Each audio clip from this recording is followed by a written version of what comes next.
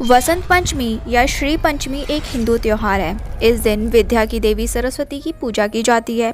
ये पूजा पूर्वी भारत, पश्चिमोत्तर बांग्लादेश, नेपाल और कई राष्ट्रों में बड़े उल्लास से मनाई जाती है। इस दिन पीले वस्त्र धारण करते हैं। शास्त्रों में बसंत पंचमी को ऋषि पंचमी से उल्लेखित किया गया है, तो पुराणों, शास्त्रों तथा अनेक काव्य ग्रंथों में भी अलग अलग ढंग से इसका चित्रण मिलता है। प्राचीन भारत और नेपाल में पूरे साल को जिन 6 मौसमों में बांटा जाता था, उनमें वसंत लोगों का सबसे मनचाहा मौसम था। जब फूलों पर बहार आ जाती है, खेतों में सरसों का फूल मानो सोना चमकने लगता है और जौ और गेहूं की बालियां खिलने लगती हैं। आमों के पेड़ों पर बौर आ जाता है और हर तरफ रंग बिरंगी तितलियां मंडराने लगती हैं।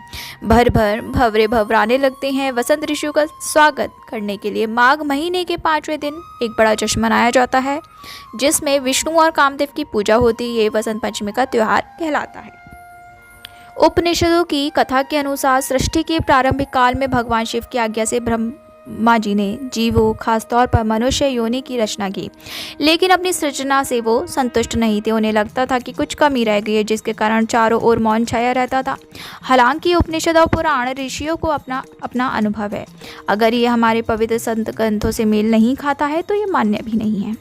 तब ब्रह्मा जी ने इस समस्या के निवारण के लिए अपने कमंडल से जल अपने हथेली में लेकर संकल्प स्वरूप उस जल को छिड़ककर भगवान श्री विष्णु की स्तुति करनी प्रारंभ की।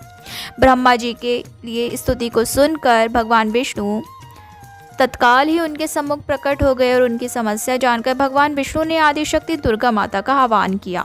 विष्णु जी के द्वारा आह्वान होने के कारण भगवती दुर्गा वहां तुरंत ही प्रकट हो गई। तब ब्रह्मा और विष्णु जी ने उन्हें इस संकट को दूर करने का निवेदन किया।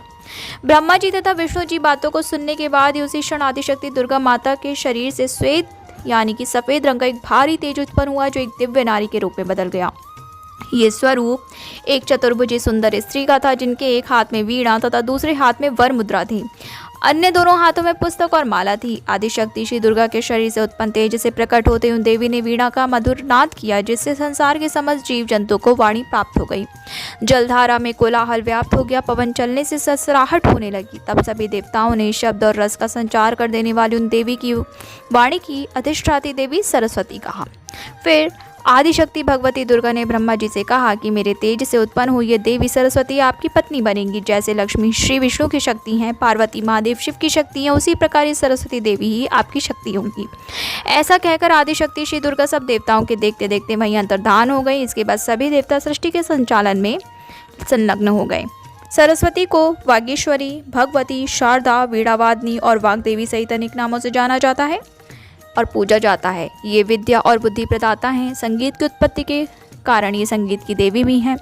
बसंत पंचमी के दिन को इनके प्रकोत्सव के रूप में भी मनाते हैं। ऋग्वेद में भगवती सरस्वती का वर्णन करते हुए कहा गया है कि प्रणो देवी सरस्वती वाजिर विभर्जनीवती धीनामणीय त्रिवस्तु, मतलब कि ये परम चेतना है। सरस्वती के रूप में हमारी बुद्धि, प्रज्ञा तथा मनोवृत्तियों की संरक्षिका हैं। हम में जो आचार और मेधा है, उसका आधार भगवती सरस्वती ही है। इनकी समृद्धि और स्वरूप का वैभव अद्भुत है। पुराणों के अनुसार श्री कृष्ण ने सरस्वती से प्रसन्न होकर उन्हें वरदान दिया था कि वसंत पंचमी के दिन तुम्हारी भी आराधना की जाएगी, और तभी से वरदान के फलस्वरूप भारत देश में वसंत पंचमी के दिन विद्या की देवी सरस्वती की भी पूजा होने लगी, जो कि आज तक जारी है। पतंगबाजी का वसंत से कोई सीधा संबंध नहीं है, लेकिन पतंग उड़ाने का रिवाज हजारों साल पहले चीन में शुरू हुआ था और फिर कोरिया और जापान के रास्ते होता हुआ भारत पहुंचा। बसंत पंचमी पर्व का महत्व। वसंत ऋतु आते ही प्रकृति का कण कण खिल उठता है। मानव तो क्या, पशु पक्षी तक उल्लास से भर जाते हैं। हर दिन नई उमंग से सूर्योदय होता है और नई चेतना प्रदान कर अगले दिन फिर वही आने का आश्वासन देकर चला जाता है। वैसे तो माघ का पूरा माह ही उत्साह देने वाला है, पर वसंत पंचमी का पर्व भारतीय जनजीवन को अनेक तरह से प्रभावित भी करता है। प्राचीन काल से इसे ज्ञान और कला की देवी माँ सरस्वती का जन्म दिवस माना जाता है। जो शिक्षाविद भारत और भारतीयता से प्रेम करती हैं, वो इस दिन माँ शारदे की पूजा कर उनसे और अधिक ज्ञानवान होने की प्रार्थना भी करती हैं।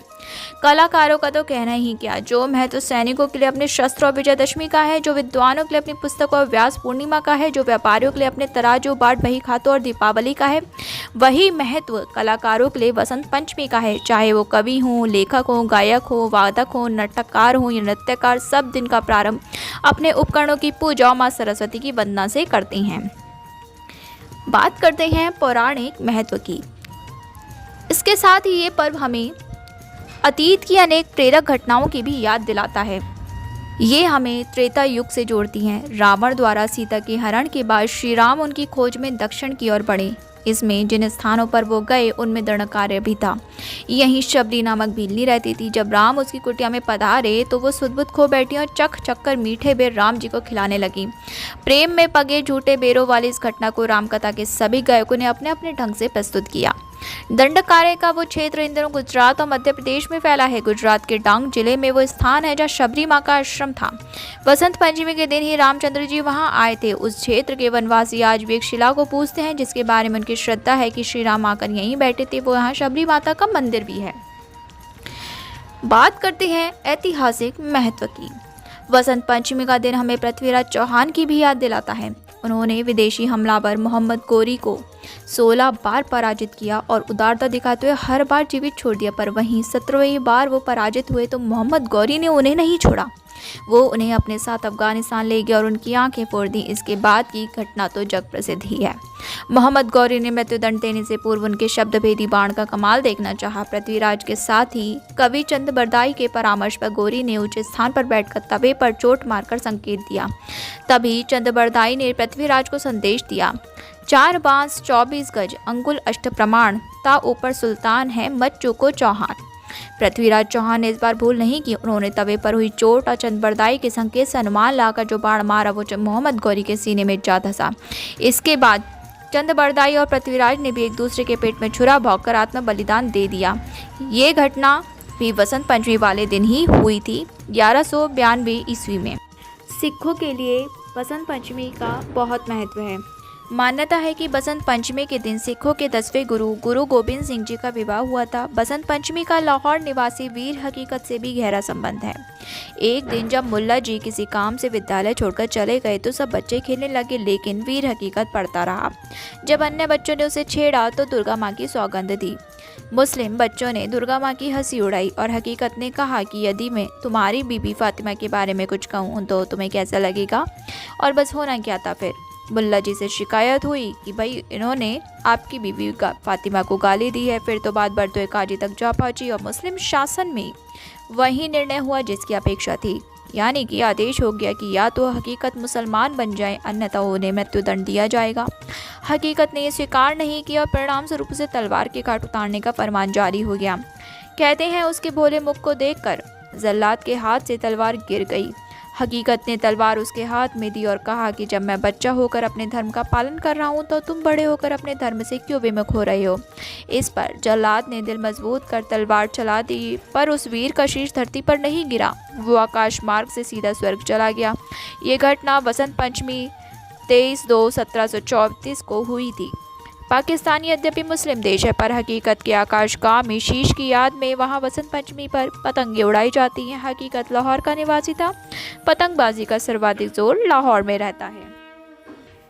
वसंत पंचमी हमें गुरु राम सिंह कुका की भी याद दिलाती है। उनका जन्म 1816 ईस्वी में वसंत पंचमी पर उलियादा के भैड़ी ग्राम में हुआ था। कुछ समय वो महाराजा रणजीत सिंह की सेना में रहे, फिर घर आकर खेती बाड़ी में लग गए। पर आध्यात्मिक प्रवृत्ति की होने के कारण इनके प्रवचन सुनने लोग आने लगे।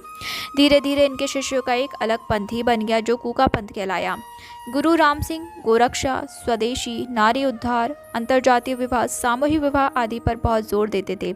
उन्होंने भी सर्वप्रथम अंग्रेजी शासन का बहिष्कार कर अपनी स्वतंत्र डाक और प्रशासन व्यवस्था चलाई थी। प्रतिवर्ष मकर संक्रांति पर भैड़ी गांव में मेला लगता था। 1872 में मेले में आते समय उनके एक शिष्य को मुसलमानों ने घेर लिया। उन्होंने उसे पीटा और गोवध कर उसके मुंह में गोमांस ठूस दिया। ये सुनकर गुरु राम सिंह के शिष्य भड़क गए और उन्होंने उस गांव पर हमला बोल दिया। पर दूसरी ओर से अंग्रेज सेना आ गई और युद्ध का पासा पलट गया। इस संघर्ष में अनेक कुका वीर शहीद हुए और 68 पकड़ लिए गए। इनमें से 50 को सहस्त्र जनवरी 1872 को मलेरकोटला में तोप के सामने खड़ा कर उड़ा दिया गया। शेष 18 को अगले दिन फांसी दी गई। 2 दिन बाद गुरु राम सिंह को ही पकड़कर बर्मा की मांडले जेल में भेज दिया गया। 14 साल तक वहाँ कठोर अत्याचार सहकर 1885 में उन्होंने अपना शरीर त्याग दिया। जन्म दिवस।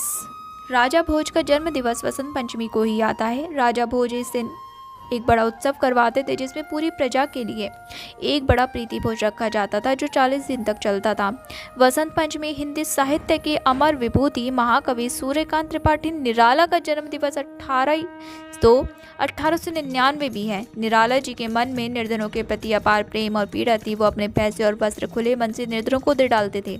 इस कारण लोग उन्हें महाप्राण कहते थे। इस दिन जन्मे लोग कोशिश करें तो बहुत आगे तक जाते हैं। कैसी लगी आपको आज की वीडियो? आई होप आपको पसंद आई होगी। मिलते हैं नेक्स्ट वीडियो में। आप सभी को बसंत पंचमी की हार्दिक शुभकामनाएं। माँ सरस्वती की कृपा आप सभी पर बनी रहे, आपके घर परिवार पर बनी रहे, आप खूब तरक्की करें। मिलते हैं नेक्स्ट वीडियो में। दोस्तों प्लीज़ इस एनिमल्स को फीड कराना, उनकी हेल्प करना बिल्कुल स्किप मत कीजिएगा और हमारे चैनल को लाइक करना, सब्सक्राइब करना बहुत ज़रूरी है। मिलते हैं नेक्स्ट वीडियो में। Bye bye and take care.